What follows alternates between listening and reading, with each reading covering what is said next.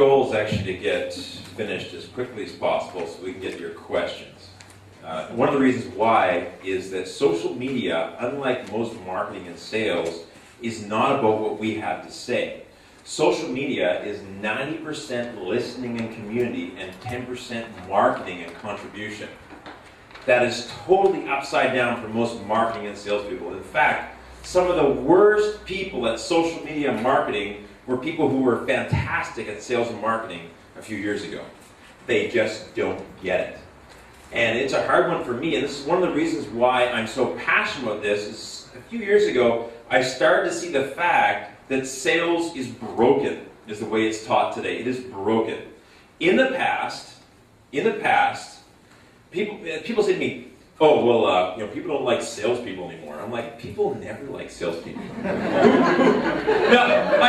I'm a salesperson. I wrote a book on sales. I go into companies like Canaccord and Ford and major multinationals and teach their staff how to sell. And I'm telling you that no one liked salespeople before. They didn't. Who loved salespeople 10 years ago? Oh, I love them. Come on, anybody? No. Nobody, okay? And the reason why, to a large degree, is that there was a symbiotic relationship before, though. See, if you wanted what I had, you had to listen to my shit. Oh, did I say that? No, you did. You had to listen to it. You had to listen to what I had to say. Because if you wanted what I had to sell, if you wanted to work with Trade Exchange Canada, you had to listen to my spiel. And then then we had this thing back and forth negotiating, and then finally you bought it. The difference today is you can go online and you can read reviews of Trade Exchange. You can see what people to say. You can hear what other people paid for it.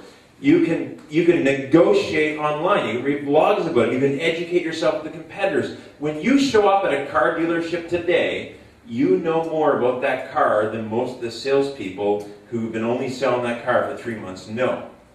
And what Stephen Jagger and I call, who wrote in the book Sociable, is the fact that to a large degree is what we call the reverse drip. In other words, in the past, sales professionals had this drip process. Who's been in marketing or sales and heard of the drip process? That's where you're dripping on a prospect. I know it sounds really creepy. Kind of disgusting, actually. But what it is, it's about, I get Mark's card at the business functions. I send him an email. I send him a newsletter. I call him. We go for a coffee. We have a chat. And I keep following up with Mark. Today it's the reverse drip. Next slide, please. And one of the reasons why is that there's a complete flip as far as the consumer. I was sitting watching TV with my son, Christian. There's these great toys, and they were for sale. I'm like, this is fantastic. And I'm like, son, look at these toys. And he goes, Dad. I go, yeah. He goes, they're gonna break. It's an 8-year-old. They're gonna break. Like, what kind of idiot believes the commercial, right? And I agree, I grew up, 70s, 80s, like, oh, it's a toy, let's buy it. He's like, it's gonna break. He's 8 years old. That's the consumer today. They don't believe traditional marketers. But I use traditional media. Next slide. That's how I use traditional media. That's exactly how I use it. It holds the door open in my office, right? That's how I use it. But that, and newspaper, when I wax my skis, I use it to, make sure I don't drop stuff on the floor. The whole point is media has changed. And the consumer has changed. And the brand no longer belongs to you. You don't own your brand. You don't own your brand. See, you think you own your brand, and maybe you don't get involved in social media, but people are online talking about your product, your service, your industry, and if you're not involved in that conversation, then to a large degree, your brand has been hijacked. Totally hijacked. Next slide. Ask questions, answers. But here's a key note. You need a home base. People who say you can just be on Twitter and be on LinkedIn and that's awesome, they're full of it. Tell you what happened. Last night, Twitter went nuts. Anybody saw that? There's a little virus on there. Or maybe it's when Facebook decides they don't like what you have to say about a particular political issue, or they think you support a certain group they don't like, they delete you.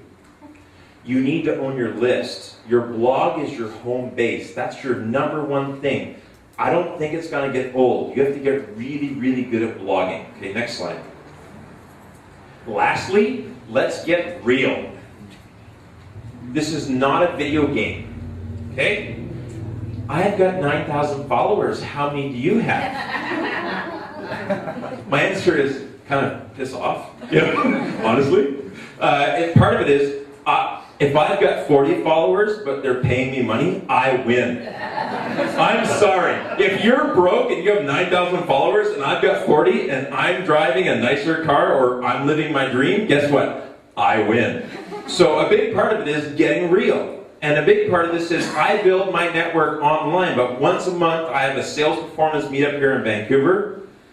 And a big part of it is my tribe I built online, I invite them offline to meet me in person, to connect and build real relationships.